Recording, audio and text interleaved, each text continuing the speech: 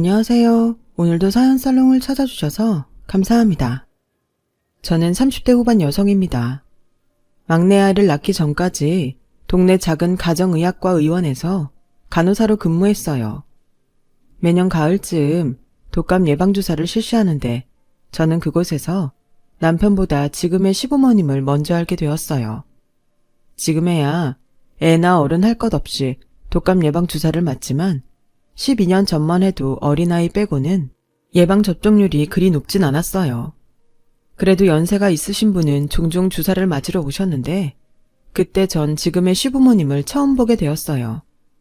어찌나 다정해 보이는지 시아버지의 손을 꼭 잡고 병원에 들어온 시어머니를 보며 나도 나중에 결혼하면 꼭 저렇게 늙고 싶다고 생각할 정도였어요. 사람들이 보는 눈은 비슷하다고 하죠. 나중에 알고 보니 저희 시부모님은 이 동네에서 금술 좋기로 유명하신 분들이셨고 다른 간호사 선배의 말을 듣기로 시어머니는 당뇨와 혈압, 그리고 고지혈증 등 저희 병원에 자주 오시는 단골 환자셨어요. 그리고 언제나 그런 시어머니와 시아버지는 동행하셨죠. 접수를 시작으로 병원에서 시어머니를 아기 대하듯 보살피기로 소문이 자자하셨습니다. 처음 보는 간호사 아가씨네. 시어머니는 주사를 준비하고 있는 저에게 먼저 다정하게 말을 거시더라고요. 네, 이번 주부터 근무하게 됐어요. 인물이 아주 곱네. 감사합니다. 어머님도 엄청 미인이세요. 처음 본 시어머니와 전 그렇게 간호사와 환자로 서로 첫인상이 참 좋았어요. 그렇게 제가 근무한 지 3개월 즈음이 되었고 시어머니는 여느 때처럼 혈압약을 처방받기 위해 시아버님과 병원에 찾으셨어요. 그리곤 저에게 내가 정말 고민을 여러 번 하다가 얘기하는 건데 우리 간호사님은 애인 있나? 라고 물어보지 않겠어요? 전 너무 놀라서 네? 하고 당황한 기색을 보였죠. 그런 저에게 시어머니는 내가 너무 놀라게 했나? 사실 나한테 아들이 하나 있는데 볼 때마다 둘이 잘 어울릴 것 같아서 라며 말끝을 흐리셨어요. 전 그제야 애인은 없는데 아직은 연애할 생각이 없어서요 라고 대답했고요. 사실 저는 그때 8년 사귄 남자친구와 결혼 직전까지 갔다가 헤어졌고 그 후유증으로 연애는커녕 남자를 만날 생각이 전혀 없던 때였어요. 저의 대답에 시어머니는 그래? 아쉽네 라며 서운한 얼굴빛을 보이셨고 전 그런 시어머니를 보기가 민망해 더 분주하게 움직였어요. 그렇게 시간이 또 흘러 시어머니의 다음 진료일이 잡혀있던 날이었어요. 지난번 일이 있었지만 시간도 꽤 지났고 개의치 않으려고 마음을 먹고 있는데 시어머니는 이번에 시아버님이 아닌 지금의 저희 남편을 데리고 병원에 오셨습니다. 어머, 오늘은 아드님이랑 오셨네요. 접수처에서 다른 여자 간호사가 톤이 살짝 업되어서는 설레는 듯 말을 했고 전 그 소리에 시어머니와 동행한 남편 얼굴을 봤어요. 훤칠한 키에 뚜렷한 이목구비. 누가 봐도 남편은 남들에게 호감을 살 만한 훈남이었어요. 그 순간 저는 그냥 애인 없다고 아드님 소개해달라고 할걸 하고 생각이 들 정도였죠. 그러면서도 혹시 시어머니가 전에 제가 애인은 없다고 했으니까 은근슬쩍 소개하시려고 남편을 데리고 온 게 아닐까 하는 기대도 살짝 했는데 그건 저의 김칫국이었어요. 정말 시어머니와 남편은 진료만 딱 보고 발걸음을 돌렸고 전 아쉬움에 시어머니와 남편의 뒷모습만 바라봐야 했어요. 그게 저와 남편의 첫 만남이었어요. 결혼하고 나중에 남편에게 듣기로 그때 시어머님이 거기 간호사 한 명이 새로 왔는데 얼굴도 예쁘고 싹싹한 게 너무 괜찮더라. 가서 얼굴이라도 한번 볼래? 라고 남편을 데리고 병원에 온 거라고 하더군요. 그 후 종종 시어머니는 당신의 남편 대신 저희 남편을 데리고 병원에 오셨어요. 전 여느 때처럼 친절하게 응대했고 또 주사실에서 준비하는 저에게 시어머니는 우리 아들 어때? 내 아들이라 하는 소리가 아니라 생긴 건 어디내 놔도 빠질 데가 없어. 라며 운을 떼셨어요. 그래서 전 제가 봐도 미남이신데요. 주변에 인기 많으실 것 같아요. 라고 대답했고 시어머니는 그런 제 말에 손사래를 치며 아니야, 워낙에 숫기가 없어서 여태 연애도 못하고 내가 아주 걱정이 많아. 그 순간 전 마음속으로 야호를 외쳤어요. 하지만 티는 낼 수 없어서 그래요? 전혀 그렇게 보이지 않던데. 어때? 지금도 연애할 생각이 없어? 라며 기대에 찬 얼굴로 저에게 아들에 대해 다시 한번 물으시더라고요. 그렇게 저와 남편은 시어머니의 강력한 주선으로 만남을 시작했어요. 남편은 정말 듣던 대로 숫기가 없는 사람이 맞았어요. 저 성격에 사회생활은 어떻게 하려나? 궁금하던 차에 남편에게 자신의 직업이 직업 군인이라는 말을 듣게 되었고 군인 A는 대학교 이후 처음이라 기분이 이상해 웃었던 기억이 납니다. 그 후 저희는 연애를 시작했어요. 남편은 숫기가 없지만 착하고 다정한 사람이었고 무엇보다 화목한 집안에서 사랑받고 자란 티가 나서인가 사람 자체가 구김이 없어 보여 좋았어요. 요즘 우리 아들이랑 잘 만나고 있나? 사내놈이라 집에선 토우통 물어봐도 그냥 그렇다고만 하고 얘기를 안 해줘서 내가 아주 여기 오기 전까지 궁금해서 죽겠더라니까. 시어머니는 그렇게 병원에 진료가 있는 날이면 당신 아들의 여자친구인 저에게 그동안 궁금한 것들을 풀어놓았죠. 그 덕분에 저의 연애는 병원에서 공공연하게 드러나 늘 화제거리가 되었어요. 저는 처음엔 조금 부담스러웠지만 차차 시간이 지나면서 주변의 관심이 싫지 않더라고요. 저희는 2년의 연애 끝에 결혼을 하게 되었어요. 그 아버지의 그 아들이라고 시어머니를 왕비처럼 대하시는 시아버지를 따라 저희 남편도 저에게 무척 잘하는 사람으로 저희는 연애 때도 결혼을 준비하면서도 싸움 한 번 하지 않고 신혼생활을 이어갔습니다. 저희 연애사와 결혼설은 병원에서 내내 화제였어요. 환자가 직접 당신의 아들을 주선했으니 여자들 많은 간호사 무리에선 부러움 반 신기한 반으로 전 늘 연예인처럼 질문 세례를 받곤 했죠. 자기 시아버님은 집에서도 그렇게 어머니한테 잘해? 사실 우리 사이에선 남편이 젊었을 때 속 꽤 썩이고 저러시는 거 아닌가 했었거든. 그 순간 저는 그런 게 왜 궁금할까 하며 이제 저도 식구라고 그 말이 꽤 기분이 좋지 않더라고요. 집에선 더 엄청 잘하세요. 우리 아버님은 그냥 그런 게 몸에 배인 사람인 것 같아요. 나중에 저 없을 때 또 누가 그런 소리 하면 그땐 언니가 저 대신 아니라고 말 좀 해주세요. 라고 말했어요. 그러자 간호사 선배 언니는 어색하게 웃으며 알겠다고 하곤 딴청을 피우다 다른 곳으로 가더라고요. 전 그 모습에 속이 다 시원했습니다. 그때였어요. 진료일도 아닌데 시어머니와 시아버지께서 병원에 오셨고 손엔 분식집을 털어오신 듯 묵직한 봉투가 2개나 들려 있었습니다. 어머님, 아버님, 여긴 어쩐 일로? 요 앞에 시장 보러 왔다가 간식이나 좀 사줄까 하고 왔다. 혹시 방해되는 건 아니지? 시어머니는 저에게 혹시나 민폐일까 물었고 전 아니라고 괜찮다고 말했어요. 내가 병원에 냄새나고 안 좋아할 거라고 해도 네 시어머니가 한 사코 사들고 가자고 하지 않겠냐. 요즘 내가 이 사람한테서 너 때문에 순번이 뺏겼다. 내가 좋아하는 약과는 걸어가기 멀다고 안 사주고 내가 아주 너한테 질투가 나서 못 살아.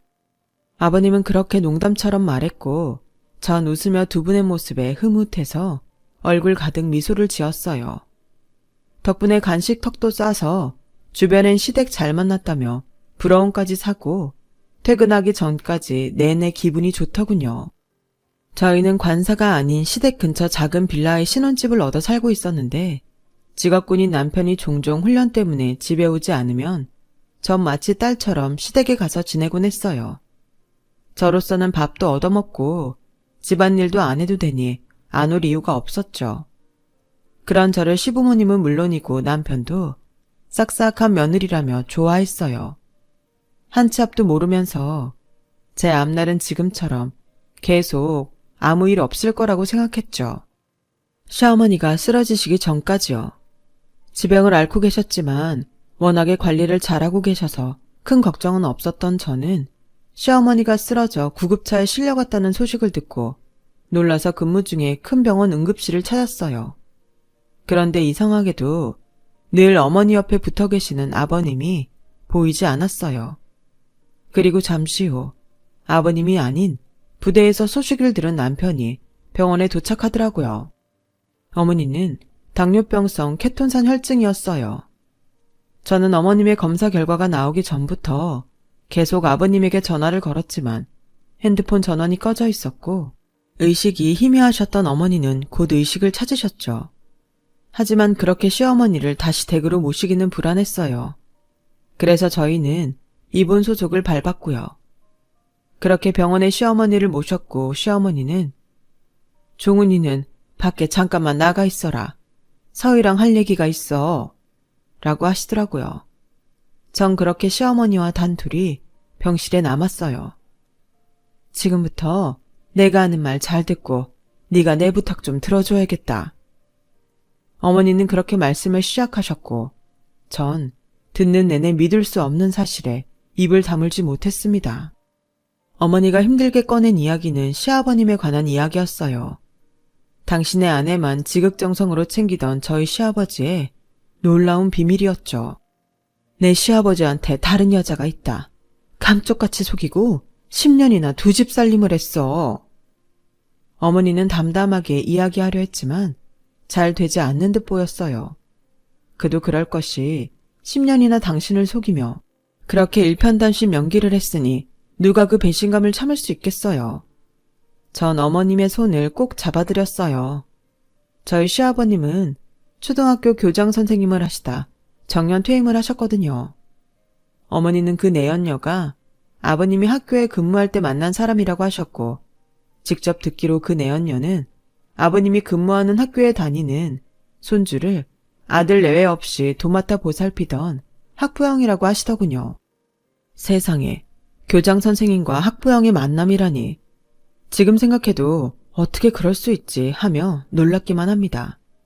저는 어머님이 어떻게 그 사실을 아셨는지 궁금해서 조심스럽게 여쭤봤어요. 그러자 어머니는 요즘 들어 꾸준히 관리하는데도 몸이 좋지 않아서 이러다 큰일이라도 나지 싶더라. 그래서 큰 병원에 가봐야겠다고 생각하다가 예전에 들어놓은 보험에 혹시 뭐라도 이용할 수 있는 게 있나 싶어서 찾아봤지. 근데 글쎄 거기서 처음 보는 전세계약서 한 장이 나오지 않겠니? 어머니는 그게 뭔가 싶어 자세히 읽어봤고 아버님의 명의로 계약된 7천만 원짜리 전세계약서라는 사실을 아셨다고 해요. 그 순간 너무 어이가 없어서 아버님께 물어볼까 하다가 직접 그 주소로 택시를 타고 가보셨는데 거기서 두 집 살림을 하는 아버님과 딱 마주치신 거였습니다. 보고도 믿을 수가 없었는데 당신보다 한 10살은 어려 보이는 여자와 다정한 모습을 보니 믿지 않을 수가 없었다고. 그래서 당장에 아버님과 내연녀 앞으로 가서 난생 처음으로 아버님의 멱살을 잡으셨대요. 그러자 놀라신 아버님은 당황하시다가 어차피 알게 된 거 어쩔 수 없다는 듯 당신의 바람을 커밍아웃 하셨답니다. 그리고 더 황당하게 아버님은 저희 어머님께 이혼해도 좋고 별거해도 좋아. 당신이 원하는 대로 해줄게. 라며 당당하게 말씀하셨대요. 시어머니는 그 충격에 혈압이 오르셨고 마치 온몸으로 분노가 폭발하듯 복통과 함께 앞이 보이지 않더니 그 자리에서 쓰러지셨다고 하더라고요. 전 들어도 도무지 믿을 수가 없었어요. 그렇게 어머니만 위하셨던 아버님이 10년이나 다른 여자를, 그것도 살림을 차렸다는 게 상상조차 되지 않았거든요. 하지만 나중에 구급대를 통해 알게 된 사실에 전 어머니의 말을 믿지 않을 수 없었는데요. 황당하게도 저희 어머님은 아버님의 내연녀가 신고한 구급차에 실려오셨더라고요. 저는 마치 제 남편이 저를 속인 듯 화가 나서 아버님께 직접 확인해야겠다고 흥분했어요. 하지만 어머니는 그런 저를 말리며 동네에 보는 눈도 많고 저희 남편이 알면 충격에 빠질 거라 이 일을 조용히 덮고 싶다고 하셨습니다. 저는 그런 어머니가 답답해서 10년 동안 감쪽같이 속으셨는데 안 억울하세요? 저는 조용히는 못 덮어요. 오빠한테 얘기해서 그 내연녀도 가만 안 둘 거예요. 라고 말했고 시어머니는 제 손을 잡으시며 당신 부탁이니 제발 조용히 내연녀를 정리할 방법을 알아봐 달라고 하셨죠. 저는 마치 큰 숙제를 받고 돌아온 사람처럼 집에 와서 끙끙 앓았어요. 소문이라도 날까 싶어 누구한테도 의논하지 못하고 혼자만 소갈이해야 했어요. 저는 일요일에 남편에게 어머니의 병간호를 맡기고 친정에 일이 있다고 거짓말을 하고는 그리고 어머니에게 받은 주소로 찾아갔습니다. 택시에서 내리자 적당히 연식이 있어 보이는 빌라 앞에 와 있었고 떨리는 손으로 초인종을 누르고 현관문이 열리기까지 마른 침을 삼키며 긴장했어요. 그리고 곧이어 문이 열리고 아버님의 내연녀로 보이는 분과 마주하게 되었습니다. 누구세요? 그분은 저를 알 리 없으니 낯선 이를 보듯 누구냐고 물었고 전 곽동근 씨 며느리예요 라고 말했어요. 제 말이 끝나자 그분의 얼굴은 순식간에 어쩔 줄 몰라 하는 얼굴로 바뀌었고 아버님은 지금 외출 중이라 들어와서 이야기하자고 저를 안으로 안내했어요. 집 안으로 들어가니 누가 봐도 살림집의 모습이었죠. 아버님의 내연녀는 저에게 차를 내주며 저희 어머니를 걱정하는 듯 괜찮으시냐고 물었습니다. 단도직입적으로 말씀드릴게요. 원하시는 게 뭐예요? 전 적을 알고 나를 알아야 이 싸움을 할 수 있다고 생각해서 그렇게 물었어요. 하지만 대답은 쉽사리 들려오지 않았어요. 전 대답을 기다리는 게 답답해서 참을 수 없었어요. 다그치려는 그 순간 현관문이 열리는 소리가 들리더라고요. 예상대로 저희 아버님이더군요. 시장이라도 다녀오신 듯 바퀴 달린 장바구니를 들고 오셨는데 예상하지 못한 저희 등장으로 아버님은 놀라신 듯 보였습니다. 너까지 나설 거 없다. 네 시어머니 말 듣고 온 모양인데 나랑 얘기하자. 저 사람 아무런 잘못 없어. 그러니 애 먼 사람 괴롭히지 말고 나와서 나랑 얘기하자. 평소 저를 예뻐해 주시던 아버님의 모습은 오간데 없고 저를 다그치며 나오라는 아버님의 말투와 행동에 저는 적지 않게 당황했어요. 하지만 그래도 어른인데 제가 버틸 수 있는 재간이 있나요? 아버님 말씀대로 전 밖으로 나와야 했죠. 아버님, 지금 어머니 병원에 계세요. 앞으로 그 죄책감 어쩌려고 그러셨어요? 전 아버님을 최대한 달래서 이야기를 잘 해보고 싶었어요. 하지만 내 잘못이다. 내가 허술해서 집사람이 다 알게 됐어. 라고 하셨고 전 당신이 치밀하지 못했다는 아버님의 말씀에 할 말을 잃고 말았어요. 잘 들어라. 아마 너도 이해는 가지 않을 테지만 저 집에 있는 사람은 내 오래된 짝이다. 없는 살림에 임용고시 본다고 식도 올리지 못하고 고생만 시키다 헤어진 내 조강지처야. 이미 할 말을 잃은 저였는데 아버님의 조강지처 말에 전 정신이 아득하게 멀어지는 듯 꿈을 꾸고 있는 것 같았어요. 그래도 애써 정신줄을 부여잡고 전 설마 어머님도 그 사실을 아세요? 라고 물었고 아버님은 아니라는 듯 고개를 저으시더군요. 순간 전 안도의 한숨이 나왔어요. 이런 순간에 다행이라고 생각하는 건 웃긴 일인데 이 일마저 어머니가 알게 되시면 그 다음은 어쩔까 싶어 무서웠습니다. 지금은 혼란스럽지만 난 네 시어머니가 하자는 대로 할 생각이다. 어머님은 남들이 알까 무서워하세요. 이런 말 제가 하게 돼서 좀 그렇긴 한데 아무리 먼저 인연이 있던 분이지만 정리하시고 예전으로 돌아오시는 건 불가능할까요? 사람이 어떻게 그러냐. 이미 다 아는 걸 몰랐던 듯 살 수가 있어. 게다가 그럼 난 또 저 사람을 2번 버려야 한다. 저 사람도 그리고 내 시어머니도 내가 죽을 때까지 책임질 생각이었는데 아버님은 그 후 말을 잇지 못하셨어요. 안에 계신 분을 2번 버릴 수 없다는 아버님의 말씀에 무슨 이야기를 한들 소용이 없다는 생각이 들어 아무 말도 하지 않았습니다. 결국 직접적으로 듣지 못했지만 아버님의 답은 예전으로 돌아갈 수 없다 였어요. 전 그 길로 병실에 계신 어머니를 찾았고 남편에게 집에 가서 쉬라고 돌려보냈어요. 어머니, 아버님 뵙고 왔는데 저 그 부탁 못 들어드릴 것 같아요. 어머니는 제 말에 많이 상심하신 듯 표정이 어두워지셨어요. 저는 그런 어머니의 손을 잡고 이렇게 말했습니다. 지금이야 덮고 예전으로 돌아가고 싶으시지만 이미 일어난 사실은 변하지 않잖아요. 힘드시겠지만 지금이라도 어머니를 위한 선택을 하시는 게 좋을 것 같아요. 압니다. 제 말이 저희 어머니께 와닿지 않을 거라는 거. 그래도 이미 10년이나 나를 배신한 사람과 계속 함께한다는 건 어머니 스스로를 더 괴롭게 할 거라는 걸 이야기하고 싶었어요. 그 후 어머니는 목소리를 잃은 사람처럼 아무런 말씀을 하지 않게 되었어요. 남편은 그런 어머니를 보며 걱정이 늘었고 저희 집엔 무거운 기운만 돌았죠. 그러던 어느 날 전 근무 중에 뜻밖의 전화 한 통을 받게 되었어요. 바로 아버님의 내연녀의 전화였습니다. 갑자기 전화해서 미안해요. 할 얘기가 있는데 잠깐 볼 수 있어요? 전 어머니한테 가봐야 할 것 같다고 병원에 이야기하고 조퇴를 했어요. 그리고 아버님의 내연녀를 만나러 갔는데 전 또다시 제 눈을 의심하게 되었어요. 예전에 집으로 찾아갔을 때와 사뭇 다른 복장과 분위기에 전 긴가민가하며 그분 곁으로 다가갔고 왔어요? 앉아요. 라는 말에 자리에 앉았어요. 그러자 그분은 저에게 계좌번호와 금액이 적힌 종이 하나를 건네며 이렇게 말하더군요.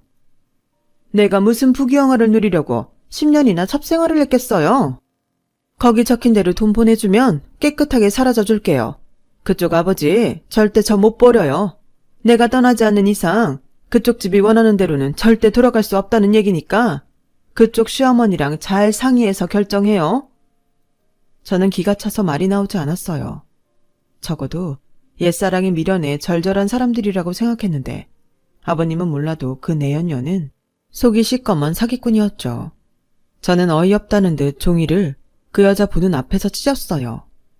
제 행동에 놀란 여자의 표정은 정말 가관이었고요. 전 순간 핸드폰을 들어 찢어진 종이 조각과 그 여자의 사진을 찍었어요. 난 이 사진 한 장이면 이 문제를 해결할 수 있을 것 같은데요. 그럼 안녕히 가세요. 아, 어머니한테 얘기해서 상간녀 소송도 할 거예요. 우리 아버님이야 10년 동안 당신한테 노란한 거니 아마 당신이 원하는 대로 되진 않을 것 같네요.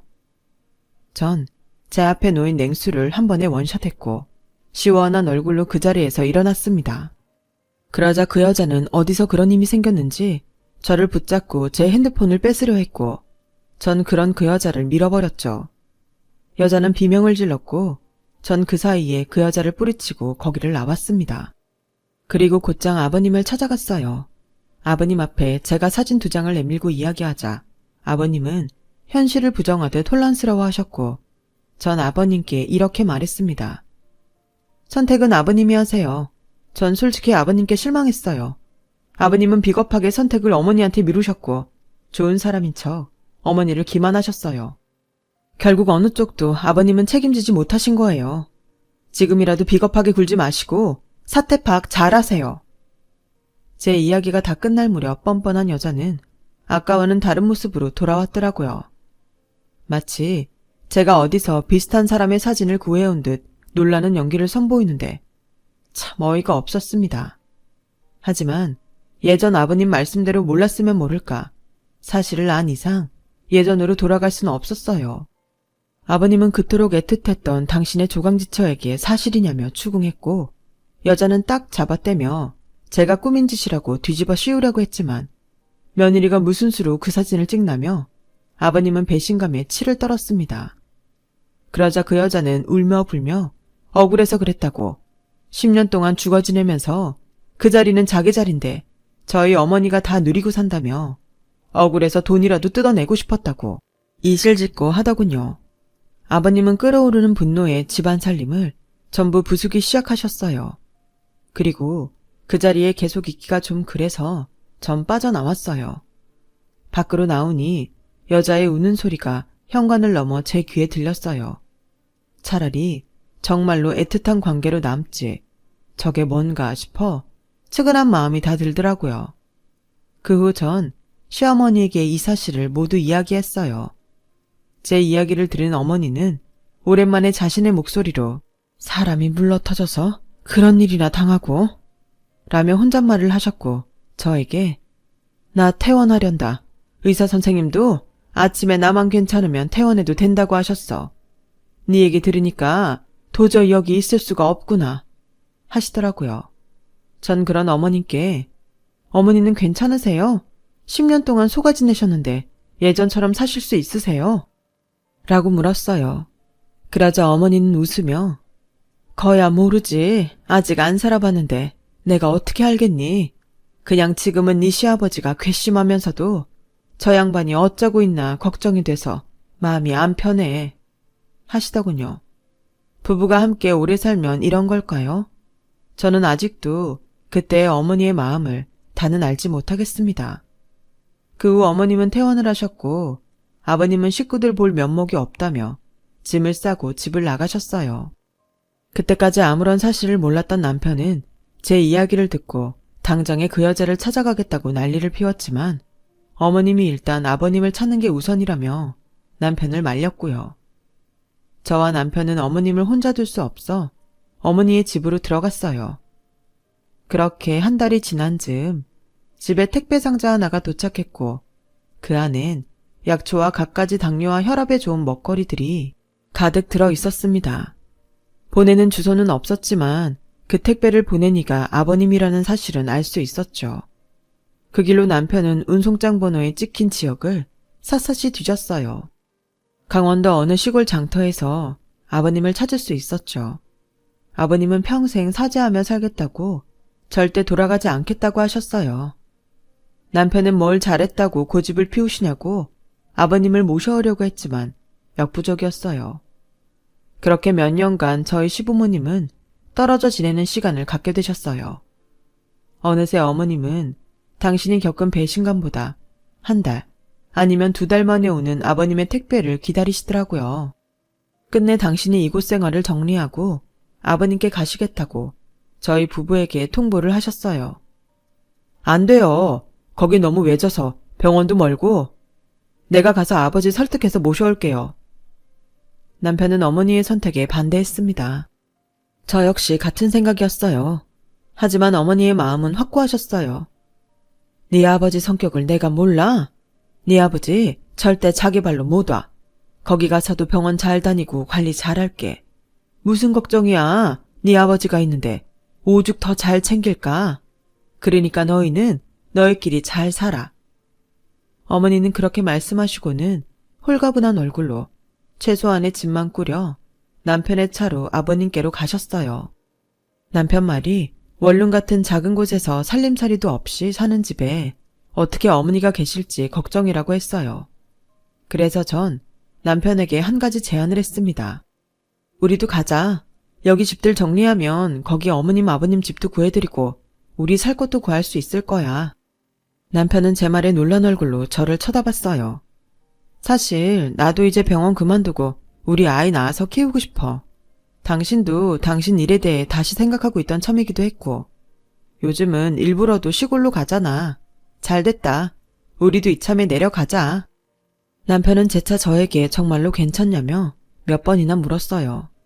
하지만 저 역시 오랜 고민 끝에 내린 결정이었어요. 남편 직업에 대한 고민도 함께 있었죠. 저희의 새로운 시작에도 좋을 것 같았어요. 저는 괜찮다고 말했고 3개월 뒤 시부모님을 따라 거주지를 옮기게 되었죠. 몇 달 만에 본 시부모님의 모습은 예전 모습 그대로였어요. 다행이다 싶다가도 정말로 괜찮을까? 걱정되는 마음이 동시에 들더라고요. 그런 저에게 어머니는 제 마음을 안다는 듯 저에게 슬쩍 다가와 너도 살다 보면 별의 별일 다 겪겠지만 내가 먼저 살아보니 그래도 부부는 떨어져 있는 것보다 같이 있는 게 더 낫더라. 지지고 볶고 싸워도 그런 상대가 있다는 게 좋아. 라고 말씀하시며 웃으셨어요.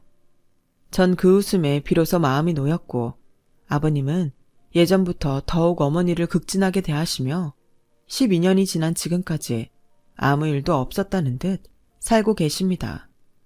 어느 날인가 어머니와 차를 마시는데 이런 말을 하셨어요.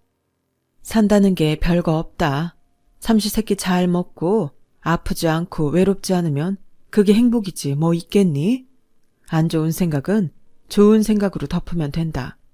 내가 너한테 줄 세사는 많이 없지만 사는 동안 내 지혜는 주마. 그게 내가 지금까지 네 시아버지랑 잘 사는 비결이다.